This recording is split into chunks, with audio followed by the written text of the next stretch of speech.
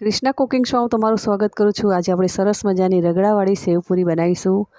તો અહીંયા મેં બજારની તૈયાર પૂરીઓ લઈ લીધી છે। પૂરીઓને આ રીતે ગોઠવી દઈશું આપણે। તો આ રીતે પૂરીઓને સરસ મજાની ગોઠવી દેવી। અહીંયા બીજી પ્લેટમાં મેં 5 પૂરી બીજી ગોઠવી લીધી છે। તેને આપણે ચીઝવાળી બનાવીશું। બે રીતે બનાવીશું અહીંયા। તો અહીંયા આપણે શેકેલો જીરા પાવડર, ચાટ મસાલો, ઝીણી સેવ, લીલી ચટણી, આમલીની ચટણી, કાંદા ટામેટાં અને રગડો મેં પહેલેથી યુટ્યુબ ચેનલ પર મૂકેલો છે। તે રીતે બનાવી લેવો રગડો બટાકાનો। તો અહીંયા આપણે દરેક પૂરીમાં અડધી ચમચી રગડો મૂકી દઈશું। તમને વધારે ભાવે તો વધારે પણ તમે મૂકી શકો છો। તો અહીંયા આપણે પૂરી પ્રમાણે મૂકવાનું છે।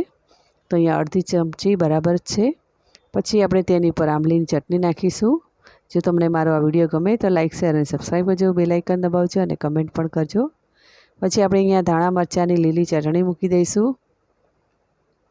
તો આ રીતે લીલી ચટણી પણ મૂકી દેવી તેની પર। ઝીણા સમારેલા કાંદા પણ મૂકી દેવા।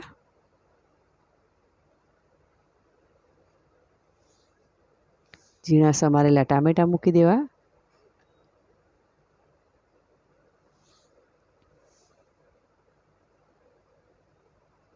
તેના પર શેકેલો જીરા પાવડર નાખી દેવો।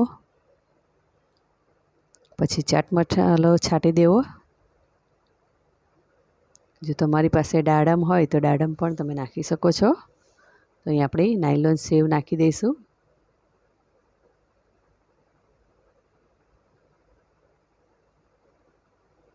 તમે દહીં પણ નાખી શકો છો, પણ મેં અહીંયા રગડાવાળી સેવપૂરી બનાવી છે એટલે દહીં નથી નાખ્યું। તો આ રીતે આપણે સેવ નાખી દેવી। તો સરસ મજાની રગડાવાળી સેવપૂરી તૈયાર છે। તમે લીલા ધાણાથી પણ ગાર્નિશ કરી શકો છો। મારી પાસે ધાણા નથી એટલે મેં નથી કર્યું। તો અહીંયા આપણે બીજી ડીશમાં ચીઝ નાખી દઈશું। તો આપણી ચીઝવાળી પણ રગડાવાળી સેવપૂરી તૈયાર થઈ ગઈ છે।